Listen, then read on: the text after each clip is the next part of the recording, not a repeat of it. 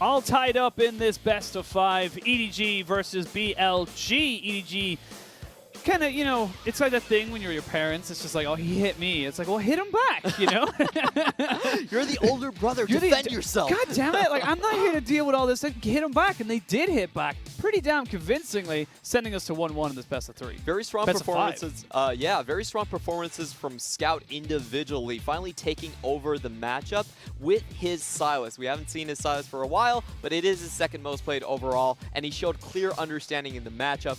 He plays a lot of Azir as well into it. So I think we're going to see Scout triple ban for the rest of the series as usual. If not a little bit more, and of course Scout is our MVP of that game too as well. And like you said, just understood the matchup, did pretty damn well in all aspects of the game.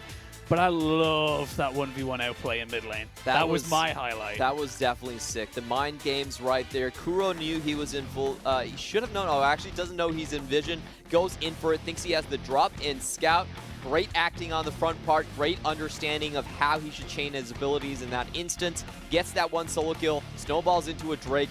And then he continues at it. Takes away XinMo's ultimate. He just isn't able to react to it. They get the tower dive, and then once more snipes out Kuro before he can make an impact onto the fight.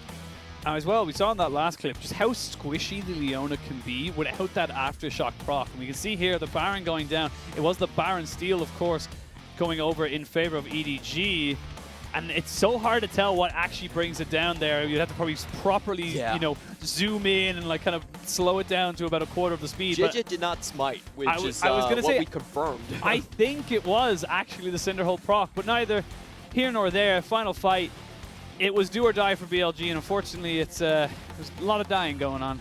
Definitely was the case, and this is what I love from EDG. If they get a full initiation composition, they can run teams down. EDG, they are not a subtle team fighting team.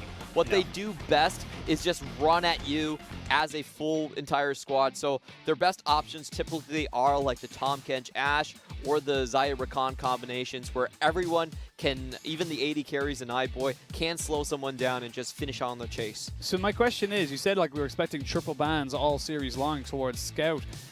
Is that an idea now to kind of go, well, there's no point in us triple banning Scout? He's going to get something. He's going to be able to get, and he will get a pick in some way, shape, or form. Do we focus on another lane? Do we look towards iBoy? Do we look towards giving ADD a much better matchup? Because you said it as well, the advantage that Jinoo had created himself was artificial. ADD had pretty much 1v2'd effectively in the first 10 minutes.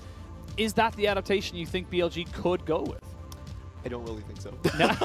I honestly don't think so. Wow, I brought myself all the way up, and then there was just this cliff. I'm sorry. Like, catch me, Clement. I'm at the top of the cliff. I feel like BLG understand how terrible this matchup was. The last time they faced Scout, he had 19 kills in the series and had a perfect series. That's fair. So if you let him run away with the matchups, I think he absolutely just tears you down to shreds.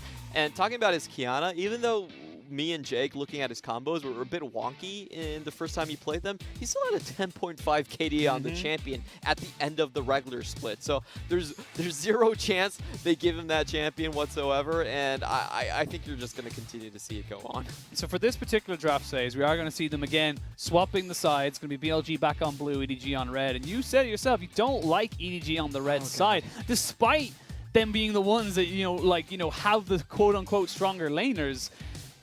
Why, what are we expecting to see from them in this particular match? There are teams that draft very well on the red side, especially IG. I loved what they used to do. They used to take away 3 bans in the first, all focus them on mid, give rookie counterpick, and give the shy counterpick. And I just wish that EDG could steal some of those ideas and not show a bunch of blind picks on the red side. That's the most important thing I want to see from them.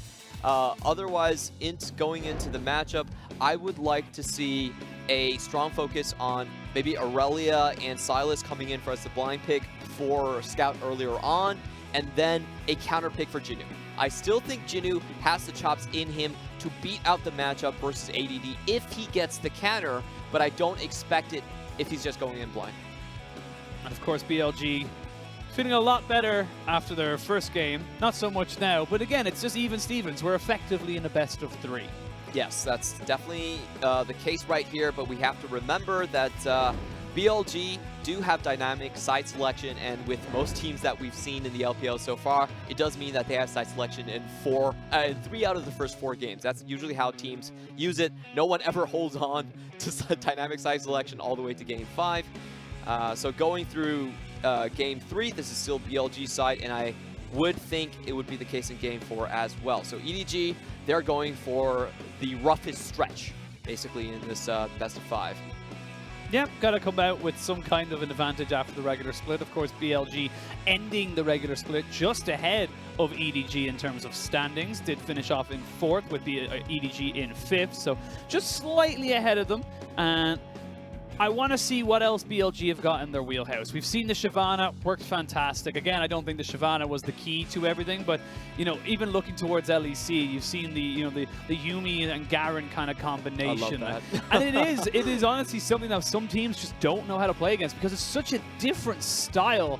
I want to see if, you know, BLG and EDG they've got that within them, or if they're going to find themselves in a very shallow playoff run. Do they have the secret sauce, especially from Kuro, because he plays a lot of diversive champions. He was the first one in the spring split to bring out the Aurelion Sol, the Vel'Koz, and he's been known for being a tech player, basically having specifically prepared champions to go into matchups. And I wonder if he can pull that off against someone like Scout. Of course, very intimate teams, so they might know each other's champion pools very well. They might not go that extra mile, but if he does have that trump card up his sleeve, it would help massively in this matchup.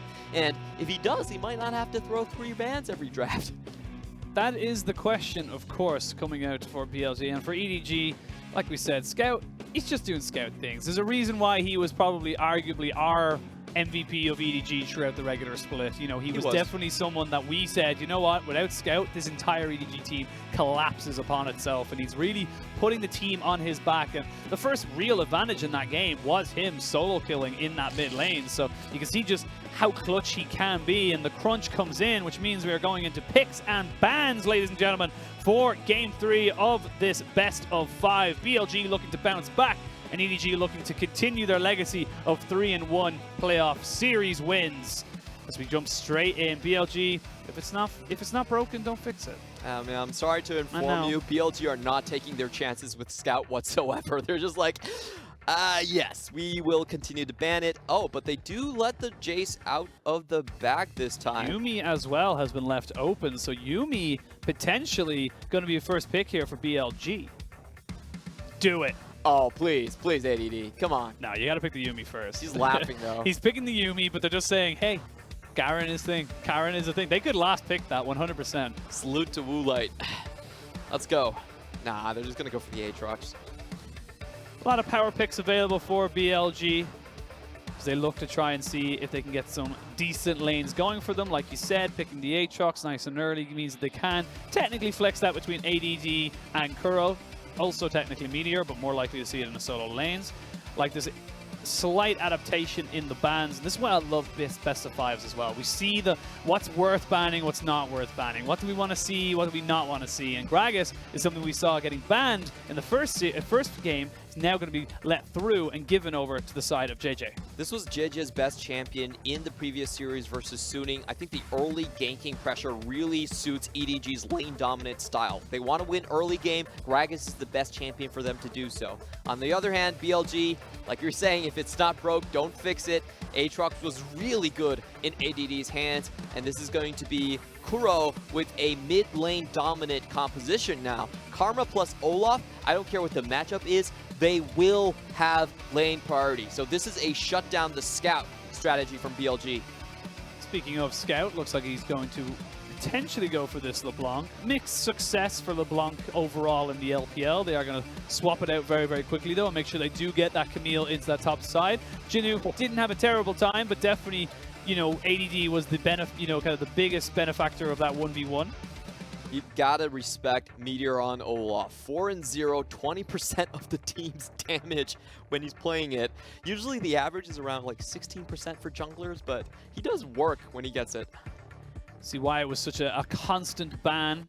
Similar to Rogue and LEC, you know, people think you only have one champion. They think, oh, we banned that and we're fine. But at the end of the day, of course, we are going to see Actually, BLG going with jungle bans, that to me makes it sound like they maybe kind of like, you know, feel that Meiko would go for this Gragas support. Oh, yeah, that's definitely a possibility. We've been seeing the rise of Gragas back into the support role when he got that extra HP buff. On EDG's side, I think you ban out the Yuumi here. Yuumi, Olaf plus Karma and Aatrox. That's just too much to deal with, but no. I want to see now if BLG, they've got the pieces of the puzzle together. Yeah. So I want to see what BLG do go for. Yuumi is still left over. I don't think it will happen, but if it does, now is the perfect composition for a Garen Yuumi debut, if you like, in the LPL. It definitely is. I'm very surprised that EDG are not taking away this key piece. So they don't really have the comp to pick it either, though. That's the problem right here. I don't think Yuumi and Xayah is a great lane. It has very little survivability early on, so you can't really take it. And EDG, continuing with tradition, not actually going for a hard counter pick here, just willing to get pushed in early, goes for the Azir. Yep, blocks in the Azir. Didn't have a great first game on it for Scout. Was pretty heavily kept down, but eyeing up his chances a little bit better for himself against Kuro, as Kuro is most likely going towards the Karma in the mid lane. Can't see Karma and Aatrox rotate, swap in and out, but we do expect ADD to go in towards that. Sivir going to be locked in with the Yuumi. Not going to be seeing Garen today, but an incredibly safe and honestly incredibly, you know, kind of potent bot lane coming out for BLG. I just disagree with the Caitlyn ban. It's not prominent in the meta. BLG are not set up for the kill lanes for it, and why not just take the Yuumi or ban the Yuumi right here? This is, I see it as a massive oversight because you're giving BLG their best composition. If you run down those champions, this is like a tier SS composition. If it was in teamfight tactic terms, like you would say that you got the S tier late game, you're gonna win it all comp. Yeah, BLG very happy with what they have picked themselves up, and they picked them up in order effectively. Went with their top, then their jungle, then their mid, then their ADC, then their support. You can see the power that blue side gives BLG, being able to have the confidence to pick up these early power picks, while as EDG, they do decide to go onto the Leona now in this particular game, feeling like it could be a way to stop out this kind of oncoming rush of champions with the Karma and the Yuumi, pushing everyone forward. The only reason you would ever ban the Caitlyn instead of the Yuumi is if you want to kill that lane over and over again. It is a lot less safe with the Sivir, and you don't have that extra 650 range on the Piltover Sheriff there. So, like, if you're going to draft this way, you have to make it work. That's what I'm going to say. I really think that BLG has hit the jackpot in this draft, and they were the first ones to take this one out when Yuumi was first introduced onto the Rift, and they won game after game with this exact same composition. They didn't even change a champion from their previous draft, so this is something that they're super comfortable with, and EDG have to prove that them not taking the comp away is them knowing better. That's it as well. When you give someone what you would argue as their most comfortable comp, you know, that they can play as a team, it's do or die. It's either like, cool, we can, you know, knock you off of this pedestal and say we are better than your best comp, or you got to ban it in the next game because it's probably just going to roll over you. I'm very excited to see how this all pans out, because the priority, if you like, or the agency is going to have to be on EDG. They have to make this counter pick for the Leona Xayah into the Yuumi and Sivir work. Meiko's Leona is going to be the key X factor in here. Can he find those kills is the question. We will have the answer for you guys very, very shortly as we jump onto the Rift for a third time today for BLG versus EDG. Too many G's in the LPL. And already, you got to be afraid of this level 1 coming out from BLG. Instantly, I will give up my jungle playstyle from EDG. And Yuumi plus Olaf, the deadliest level 1 that we've ever seen. You can slow people down basically with the point-and-click ability, and Undertow gives you unlimited crowd control on a very short cooldown. And I like this from BLG. They actually went with 2 sweepers, one on the Yuumi and one on the Olaf, just to make sure they deny all vision that could possibly go down there. And you can see them using that to their advantage straight away. We have seen how Karma and Olaf work in this comp as well. You can control the blue buffs earlier on. You get dominant priority just with your abilities constantly being full mana and wiping out the enemy mid lane wave. We can see EDG here just pulling their laners away pretty early on, pretty late, excuse me, just to make sure that they can secure that blue buff.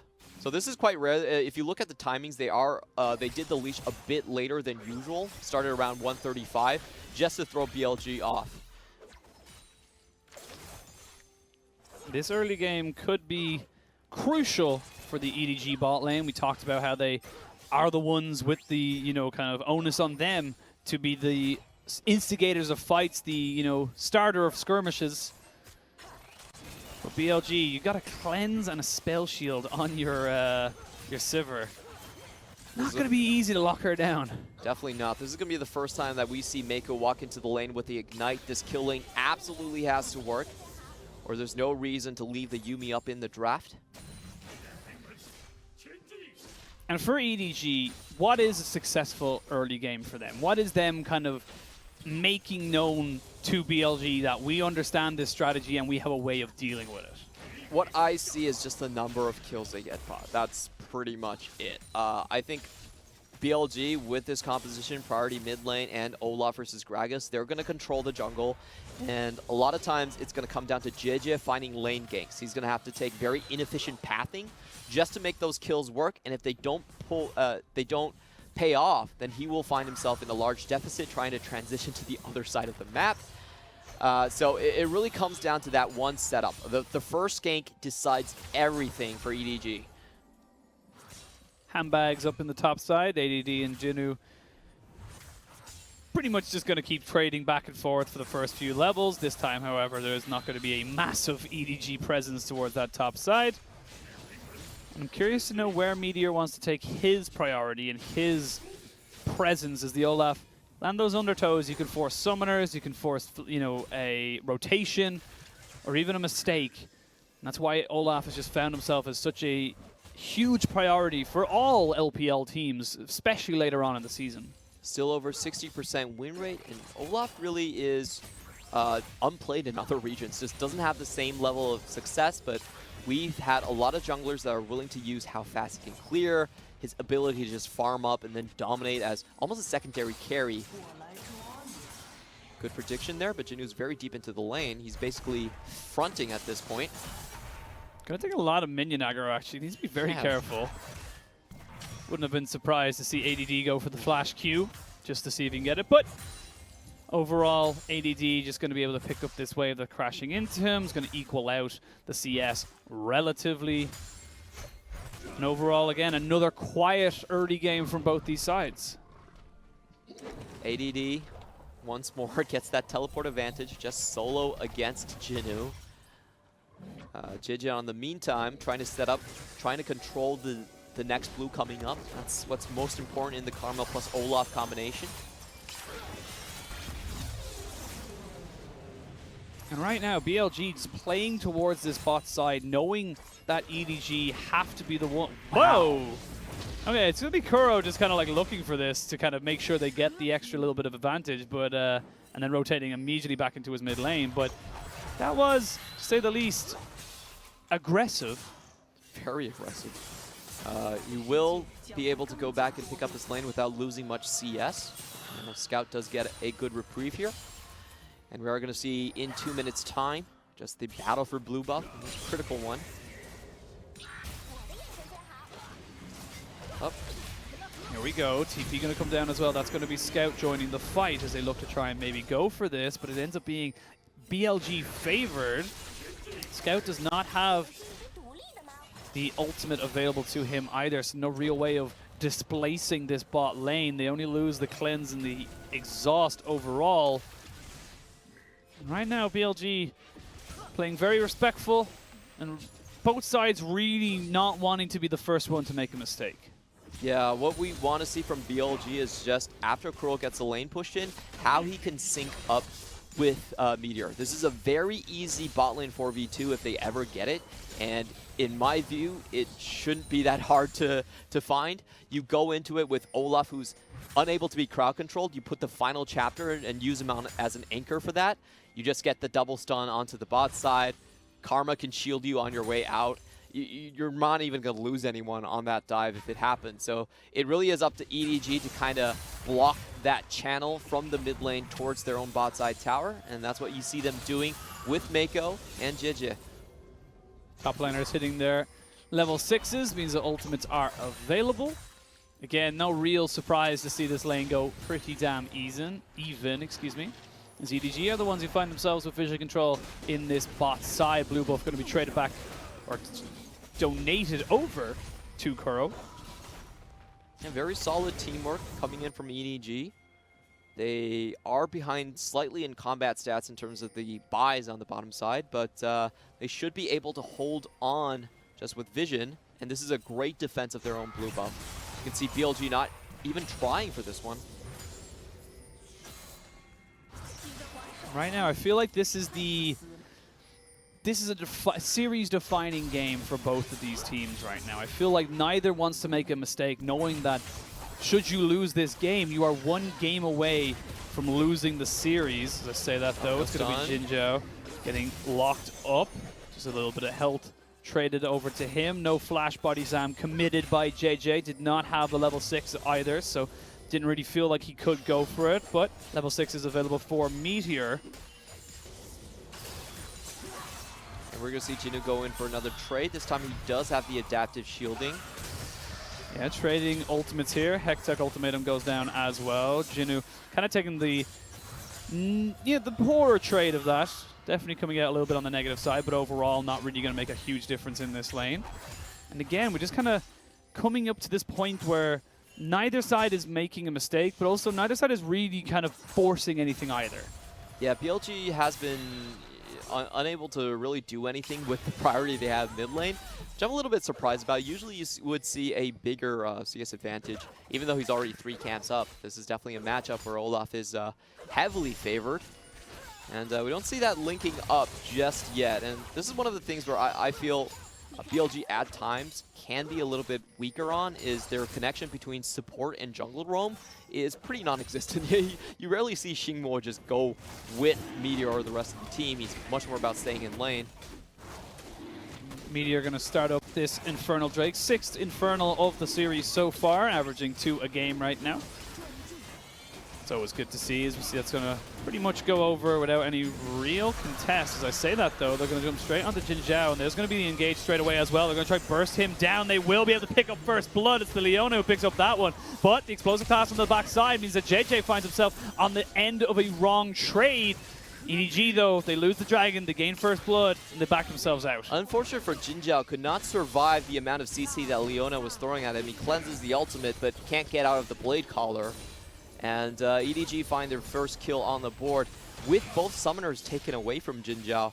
Even though BLG do get the Drake in that trade, it does open up windows for EDG towards their win condition and just punishing that Sivir Yuumi, making sure they never link up with the other movement speed buffs of BLG. Overall, you'll still give the advantage, though, to BLG. Able to pick up that scaling dragon. Becomes more valuable the longer the game goes on. It is a percentage of your AP and AD, of course. Right now, both sides, again, very tentative. No one really looking to kind of fully engage and go for skirmishes. That being said, neither teleport was available for the side of the top laners. They weren't really able to join that and make it a 5v5. But overall, you got to feel like neither side, like I said, neither side wants to, you know, screw up, but at the same time, they kind of have to make a decision. This is, both teams are pretty equal in terms of scaling into the late game. I don't feel like one side is definitively ahead. It's just about how they make the best opportunities of the game state, and so far I feel like EDG has actually done better here. Meiko has Moby boots his way up towards this top side. ADD is pushing Jinoo in. Gragas is off to the side as well. Has got Predator available if he wants to use it. Right now, ADD, his Spidey senses are tingling, and now he'll get confirmation. We'll pop the World Ender just for the extra movement speed. And a lot of wasted time there for the EDG jungler and support roaming duo. It looks like EDG might have to trade Herald back for this because they're not getting anything in the bot side for sure. Jinoo overplayed his hand underneath the tower and instantly alerted ADD. You could see once he saw Jinoo walk up to the minion wave, he's like, question mark pings on the Krug camp, on the river. Definitely knew something was up. Scout messes up the ultimate, but they will land the solar flare as Kuro does not have flash and nowhere else really to go. Does get a little bit of a heal off of his shields. They were just trying to keep him down. They will not catch him out, but that's going to be the flashing Ragnaroking Olaf coming in. They will use a final chapter as well. Will Scout be the sacrifice? And then all of the ironic poetry, it is Kuro who picks up that kill. So much damage going down, but the Ignite was off by 10 seconds, and BLG outplay the heck out of that. They also get 2 turret platings onto the bot side, so big win there. BLG outplay both of EDG's attempts to get kills. EDG did pick up the Rift Herald in that particular instance as well, so not a complete loss, but like you said, definitely annoying to say the least. They are going to drop it up on that top side, try to give Jinoo as much of an advantage as possible. And Jinoo, he's learned his lesson from last game. He decided he needs to rush himself onto this this Executioner's Calling. As we say that though, Jiejie now in the top side, going to take a lot of damage. Good stopwatch, perfectly timed to keep himself alive.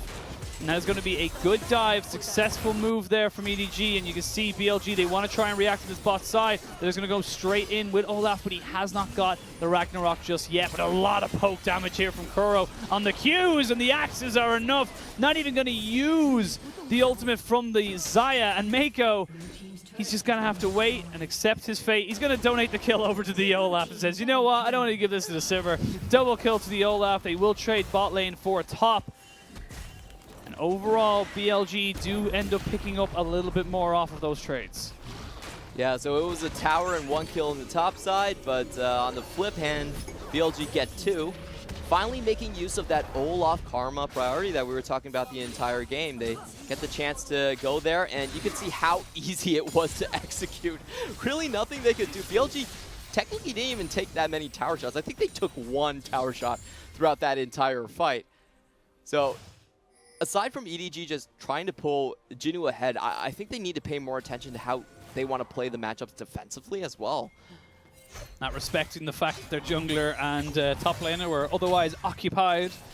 And of course, like you mentioned, the mid lane priority that you have gained with Kuro means that the trade of lanes, and this kind of seems to be the story of this entire series, just seems to be a bot lane / top lane trade in all 3 of our games from both sides, and neither really kind of doing anything to shore up the difference in the one they're losing.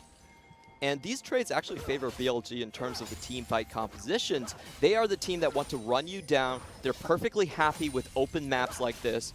So it will be down to EDG to keep their team together and also make sure that they're in defensible positions. If they're ever caught in the quarter where ADD comes out from behind and then you have Sivir smashing down on you, it is so hard to outplay. And you can see BLG here, they're already setting that up. We could see 1 flank on the end, and then ADD trying to come in and close out the carries. We've got a little bit of a pincer here as the Xenoblade does swing and miss. EDG going to be forced back out of this, and right now the backs are kind of in the favor, or rather the items are kind of in the favor of BLG. They've got themselves that good early mid-game comp. As I say that though, they're going to jump straight away onto ADD, who gets deleted, and now Meiko goes golden as it's going to be on top of EDG to really make this stick. They will keep their support alive. They will potentially be able to pick up this dragon. Actually, EDG going to try and just clear out this mid lane. They don't want to give it up just yet. BLG still have a lot of combat stats on them. HP bars are perfectly okay, and they recognize the condition. So it's basically EDG getting 1 kill, but BLG should be the ones actually going for the objectives. Yeah, BLG will have the teleport available on ADD as well. They are just going to go back and try and get him back in on top of this. Meteor trying to clear as much vision as he possibly can. We'll know that the dragon has not been started as of yet, and the lanes are actually in much better favor for BLG. EDG didn't do their housework, and these lanes are pushing against them, and they are going to lose a lot of farm up on that top side if they aren't dealing with it. EDG found a win, but it wasn't big enough of a win. They only got the kill. They really need it to find that Jinjiao as well, but he's still staying very, very safe from it, and I think EDG are going to be forced to give this one up. They get the kill, but they do not get the objective, and that's the key thing here for both of these sides. It's not about kills overall, it's about getting those objectives, and there's another Infernal going to be spawning in just under 5 minutes' time. Still a very strong open map. We should be seeing a lot more of Yuumi, Karma, Olaf, and Sivir walking together. This is such a deadly four-man. I want to time how long it takes for them to go from the mid lane to the top lane. I think at full speed, it's probably under... Oh, wait a minute. ADD gets jumped on. We're going to see Jinoo just tanking up a little bit of turrets there, and even with the Executioner's calling, very difficult for this Camille to take down this Aatrox, even with the Triforce being completed. And that was a small win for ADD as he does blow the flash away from Jinoo. And takes 2 tower shots in that trade, but Jinoo's showing up strong on this one too. A far better trade than he had in the game 1. Gold dead even, kills dead even. Only real advantage right now are those 2 dragons sitting on BLG. Not going to be super relevant until very late in the game, but Meteor finds himself in towards this bot side. Jinoo with no flash, no ultimate, and no real place to go is just going to give over a solo kill to Meteor, who gets himself his 3rd kill of the game. Way too ambitious coming in from Jinoo. He overstayed that one by 10, 20 seconds, really. ADD was almost the entire way back to the tower. And that's just one of Jinoo's, something we see consistently from Jinoo. A lot of times he does overstay on the split push. And even though he's a great laner, he's never really transitioned that into a 4-1 reputation. Positives, though, for BLG, recognizing the overextension, punishing it adaptly. Only really gives over gold and a little bit of bot lane farm. That's kind of about it. No real gain there. And these games have been they've been slow burners, to say the least. They've been a much more cold, calculated situation from both sides, where no real explosive team fights. And that's something that we're not really used to seeing here in the LPL. We're normally, like, take for example, the LNG IG Game 3, where there was 30 kills at some point in the game at 25 minutes or something like that. That was a lot. Oh, sorry, that was even the SKT versus Sandbox game. Hell, even LCK are more exciting than the LPL. What the hell? Hey, don't take that on air. Yeah. We're going to change your contract. You just hear the microphone just like calling off, and it's just like, hello, I'm hysterics. It's fine to have some of these slow games. BLG, this is perfectly happy for them in the matchup. We're going to see them trade away towers, open up the map even more, and when the fight starts, it will be very explosive. BLG have the perfect objective fight, team fight composition. It's so easy for them to just chase you down on one side of the river, and they're perfectly happy to trade towers. If I'm EDG, I'm actually the one that wants to hold on to my towers most of the time. I want the map to be closed off to make it more predictable to see where BLG are coming from that. And I think this fight is going to hinge on whether who can make the correct predictions on when the fight starts. EDG, they do have that trump card on having that extra teleport, so they can have a lot of members show up into the fight in an instant, and if they can predict BLG coming in, then there is a good chance of them using their disengage tools to then win the fight for them. That being said, EDG were the quicker off the mark in that particular exchange, so they trade 2 towers for the 1, so overall net gain for the EDG side. And Dragon open just over 1 minute 15 seconds, and you would imagine with second items being picked up, you know, the slow gold being picked up as well, that both sides, actually both junglers and Kuro and Jinoo going to come in. There's a teleport as well, and that's going to be Jiejie getting jumped on immediately, though, as Meteor was just there. They will trade 1 for 1, and Jinoo will try and find himself out. Does have the blast cone, but there's just not many other places he can go. Doesn't have flash, doesn't have any more health, and Jinjiao will be gifted that one. Do they go for Baron straight off spawn? It'd be a bit risky. It's a 4v3 that they have, and with the Baron steal fresh on their minds in game 2, I don't think they go for it here. Scout could still poke from across the wall, being the Azir. So instead, they're just going to look for some mid priority. However, a very over-ambitious reach coming in from Jinoo, try to right his wrongs in the bottom side. Jiejie pays the price for that one. And you can see that the idea was there. They just didn't have any eyes on Meteor, like literally no vision whatsoever for the side of EDG in their own jungle. So the Olaf was definitely the surprise factor, if you like. Jiejie didn't even react until he was halfway through that tri-brush. He just thought that was going to be an easy pick. He had his screen over the complete wrong way, and then like the little flashes of red. You're like, what's happening? And it's like, oh god, I need to run away. No running. EDG are the ones that really need position priority on this one. Infernal has spawned. ADD going to be forced to use the World Ender. Jinoo gets them back over the wall, so a little bit of a bait and switch as they look to try and get this one going, but the feathers do fly. Big thing right now is Sivir doesn't have a lot of mana, so there's not really a huge amount of spell damage coming out from this particular AD carry. Going to be very heavily reliant on those 1 or 2 boomerang blades to kind of make a difference. Jinoo sitting inside the Dragon Pit, assuming there is no vision, while the rest of the side of EDG just take a lot of damage. Flash engage, that's going to be kill number 5 there for the Olaf as they get themselves a solar flare, and they're going to jump in, but immediately it's going to be Jinoo just deleting this Sivir as the rest of the fight ensues. They're looking to try and get this one. A great final chapter catches all 4 remaining members of EDG, and BLG will chase them down. BLG have no fear in this fight, and BLG will take this one along with the Baron. All the smooth buffs and the zoomies onto ADD, just impossible to stop into a team fight, and that was such a good catch onto the side. iBoy gets sniped out by Kuro before he can even use his flash, and that's when EDG decided to strike, unfortunately for them. BLG will pick up their prize. It is 4 kills and a Baron, only losing the 1. As we have a look exactly how this fight started. I did feel like iBoy used his ultimate a bit too early, and this one, instant flash in, no time to react. Unfortunate for EDG as they go in the second their AD carry dies. This is a great play coming in for XinMo as well. He gets quadra stuns on the final chapter, and that allows enough time for ADD and Kuro to come up and finish off the pieces.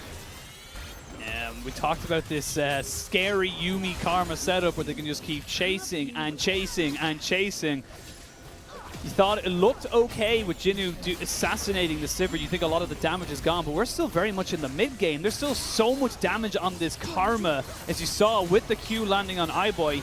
He just didn't even assume the flash. I feel like there was a little bit of disrespect, given that you know, he was not with his team. He just never should have split up on the sideway there. Even though they had vision control on that brush, the rest of the team wasn't there. There was no front line to defend him, and he just takes Kuro shots to the face. He can't do that. What BLG's composition is so powerful at is it actually has insane sustain.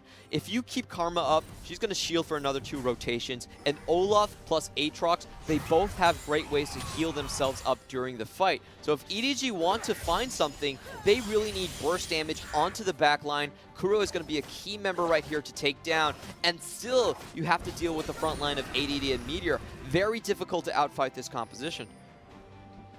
And the question we had coming into this particular game was, do EDG have an answer for this BLG composition?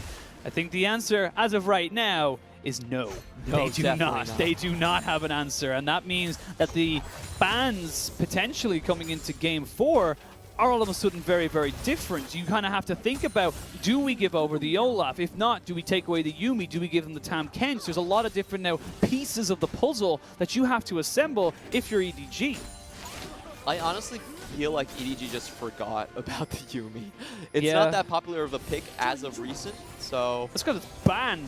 Yeah, it is banned most of the time. That's a really good point. It's not popular because it's banned all the time. Like, what is this champion? I haven't seen her for so long. It's like Europe has this issue where it's just like, you know, oh, Yuumi, like, whatever, we can deal with her. And it's just like, ha, but can you deal with her and Garen? And it's just like this random moment of everyone running in at you, and it's just terrifying. 5K. EDG are still within striking distance on this one, but Jinoo is very far away, so this is basically a welcoming mat for BLG on the 5v4.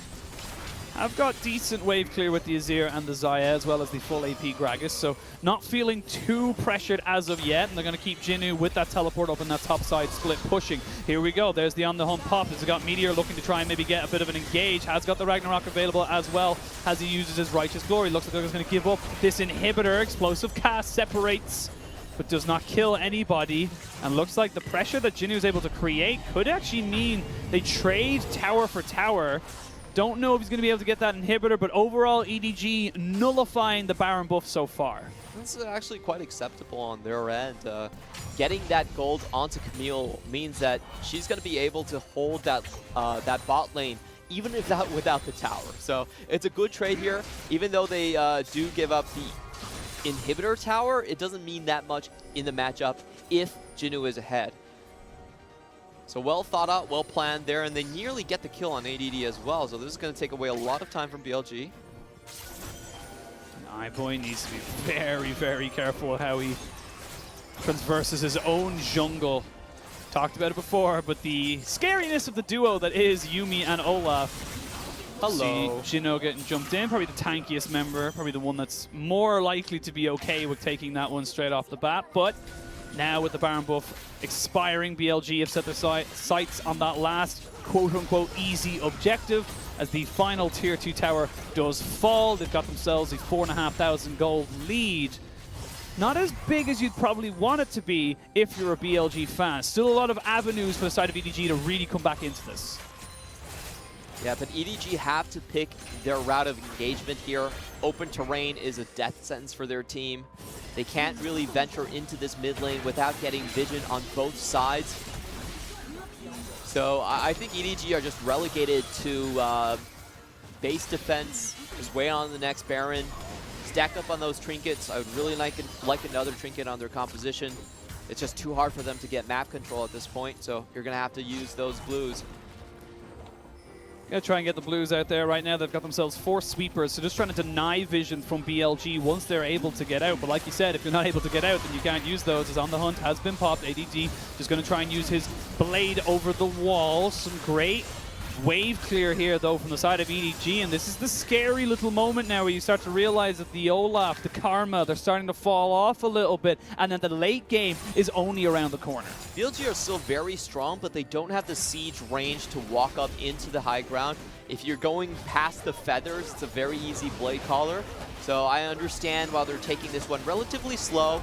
They don't need the objective now, but they can try and enlarge their gold lead, taking away everything on the map. EDG want to try and get these lanes in order as quick as possible as that Baron is spawning in just a few seconds, and that's going to be the next point of contention for BLG. You can see EDG just trying to push out as much vision as they physically can. Meteor going to be finding Jiejie in the jungle. 2 control wards going to be quickly found out. Takes a long time to take those down.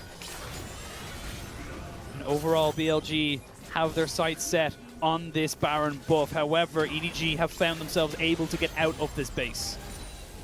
Well, they are spotted out by where BLG is, and BLG would not be dissatisfied of taking a fight here. They still hold on to the gold lead. Here we go. Jumping straight in. There's the final chapter going to be used. No one gets locked up. That's a flash burnt there, though, by Meiko as the fight is potentially going to be re-engaged here. Senate Blade does not land onto ADD, and it's just posturing from both sides. EDG, now knowing that the Ragnarok not available, makes this Olaf very, very squishy. No final chapter either. However, they need to also be very, very careful. They do not want to give an opportunity over to the poke, the sustain you have with this BLG side. You can see right now, neither side willing to give an inch. Jinoo off to the side, seeing if someone just creeps over a little bit too close to the Raptor camp. But it's not going to be the case. They're all going to retreat back into this Baron pit. Side lanes are in advantage for EDG, so they are willing to drag this one out. It is playing on a knife's edge, but if they keep it safe here... Oh, there we go. Flash body slam's going to knock her out back, but Jiejie gets deleted.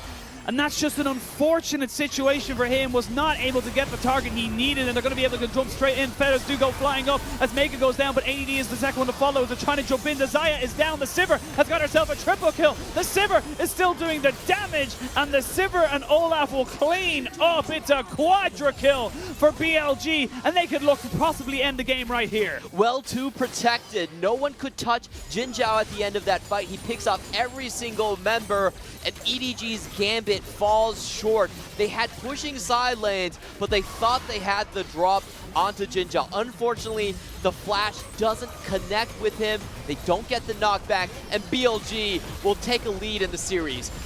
They will take back the lead. They went 1-0 up. It was equaled to 1-1 by EDG, but BLG will be one step away from semifinals. You can't give them this composition. Look how happy Jinjiao is. It was like, I was face tanking that entire fight. That one was pretty easy. Can we go with the same comp in game 4? Now if you're EDG, we talked about it during the game, you did not have an answer for the BLG composition. You did nothing. One kill in the bot lane, and I really don't think it was enough. If they wanted to give BLG this comp, they had to make the Leona pay off, or they should have just taken the Yuumi themselves. Unfortunately, they didn't pan it either, so they were left in this really bad position where they had to contend with what is a tier S composition, with them only holding maybe a tier A. Honestly, it looked fantastic from BLG. You can see they kind of controlled the early game, which was very, very, very slow. But at the same time, it was EDG kind of, you know, not finding those kills. Like you said, not making the Leona Xayah bot lane into that kill lane it needed to be. You took the Ignite for a reason. And right now, we're probably going to see that Yuumi ban come back in. But now the question becomes for an EDG and the EDG faithful, what do you take out? Love the AD carry cleanses being used in this series. Always willing to set up that extremely safe weak side. Make sure it can't be dove. The jungle pressure isn't there. And BLG set themselves up for quite a straightforward success story. I felt like EDG did not throw any hindrance into this composition whatsoever. Again, continuing on the strengths, BLG team fight, EDG lane phase. EDG has not been able to make their strength work. And that's the thing as well. BLG have done exceptional in what their strength is, which is those late game team fights. We've seen it now multiple times in this series, whereas EDG haven't really made the most out of what their strength is, which is getting their solo lanes ahead and getting themselves snowballing. The key problem for EDG is if Meiko isn't the one doing the initiations, they actually have a very low success rate on closing down on team fights. And in that situation, Meiko already used his ultimate earlier on in the mid lane scuffle. It was down to Jiejie or Jinoo to start it, and we just haven't seen that much success on the two new members on the team for securing those team fights. Jiejie was instantly deleted, and the game pretty much ended there. So it does seem to me that the things EDG need to prioritize on is make sure that, number one, if Jinoo is in top lane, you don't need to hard advance his lane. A lot of times, the biggest bonus for EDG getting their bot lane ahead is that Meiko shot calling, is that Meiko initiation. So when you can, don't trade sides with BLG. Make sure you hard win the bottom. Yeah, and I think as well for EDG, you know, if you're sitting on any strategies, you now have to bring them out because you are one game away from dropping out of Worlds, LPL Summer. Your entire season is done until 2020, and that's where, you know, for both these sides, that's what this series means for both of them. It's the, do you go on after September up till, you know, October, November, or do you just stop right now? This is like do or die for both sides, and I feel like BLG, you talked about it and how the second game, yes, they lost, but they looked comfortable apart from that one Baron play. I feel like BLG are the side that kind of are coming into this feeling the more comfortable of the two. ADD outperformed our expectations. I think that's the biggest thing that happened in the matchup. Jinoo had a great time against Maple, but Maple's not a top laner, and ADD knows his stuff. So that was the big difference in our expectations for the matchup, and I think it's going to continue in the future games. Yeah, future games of this series, and we'll have to see now if BLG can round it out or if we're going to a Game 5. We're going to go to a quick break, but when we return, we'll continue on this series.